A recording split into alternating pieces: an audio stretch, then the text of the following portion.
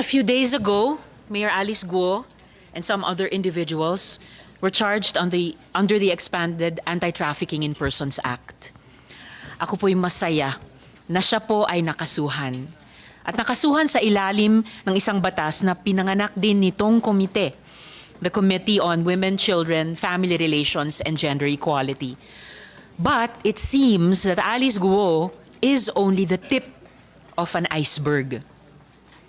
Kung tamang binahagi sa amin na intelligence information noong executive session a few weeks ago at kanina lamang din, this committee hearing is in the process of uncovering a deep and deadly web of bad actors involving international criminal syndicates, local and national politicians, and perhaps malevolent elements of a foreign state.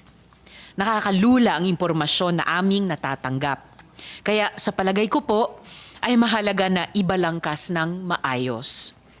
Una po, let us tackle head-on this issue of the identity ni Alice Guo. Si Alice Guo po ay nagpadala ng excuse letter sa ating komite dahil hindi daw siya makakadalo. This is truly unfortunate dahil ang dami po niyang kailangang sagutin sa atin. Itatanong ko sana sa kanya para diretsahan niya sagutin. Pero papakita ko na lang ngayon dahil sobra ako nabigla dito. As has already been reported, Alice Guo's Chinese identity appears to be Guo Haping, fully Chinese with 2 Chinese parents. Ito po ay nakita natin sa Special Investment Resident Visa o SIRV application ni Lin Wenye. I wrote to the NBI to request the biometrics data of both Guo Haping and Alice Guo, looking to compare their fingerprints. Atin pong nakuha ang kanilang fingerprints at sa kasalukuyan ay ito ay ina-analyze. Ngunit po, salamat sa maagap na tugon ng bagong NBI Director, Jaime Santiago, nakuha din po natin ang impormasyon, na may Alice Leal Guo na nasa database ng NBI.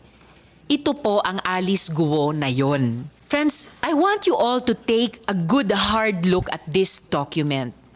Same ang birthday sa birth certificate ni Alice Leal Guo na tumakbong mayor, July 12, 1986. Pareho ang spelling ng pangalan, pero ibang-iba ang mukha. Napakadami ko pong katanungan. Is it a coincidence na may dalawang Alice Leal Guo na pinanganak on July 12, 1986 sa Tarlac? Is it a coincidence that this NBI clearance was applied for just a few days before the date of filing of the delayed registration of birth of the other Alice Leal Guo in Tarlac City? Or is this a case of stolen identity? Has Guo Haping assumed the identity of a Filipino woman and then nearly a decade later run for public office?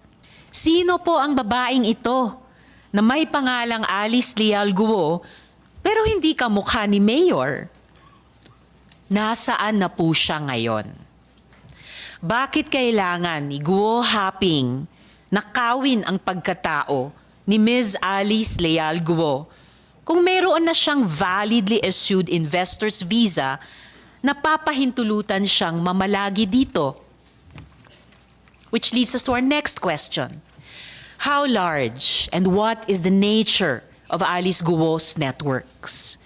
May ebidensya na tayong nakita na may link ang Bamban Pogo Hub to Clarkson Valley, isang pogo na atin ang naunang na ocular na mayroong mga video room at mga models para sa love scam.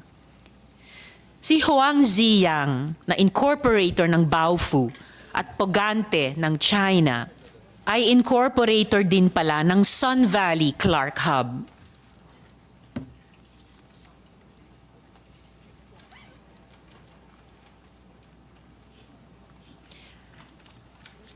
Ayon rin sa ebidensya, konektado ang Hongsheng Gaming Technologies, yung company na ni-raid at pinalitan lang ng Zunyuan Corporation sa Bamban, Tarlac. Konektado ang Hongsheng at ang ni-raid ng PAOK na Pogo sa Porac, Pampanga. Paano nangyari yun? Ayon na rin sa mga papeles na nakolekta sa raid, sa pamamagitan yan ni Dennis Cunanan, dating Deputy Director General ng TLRC na may criminal conviction for corruption. Mabagal lang po yung internet. Mas mabilis yata doon sa Pogo Hubs.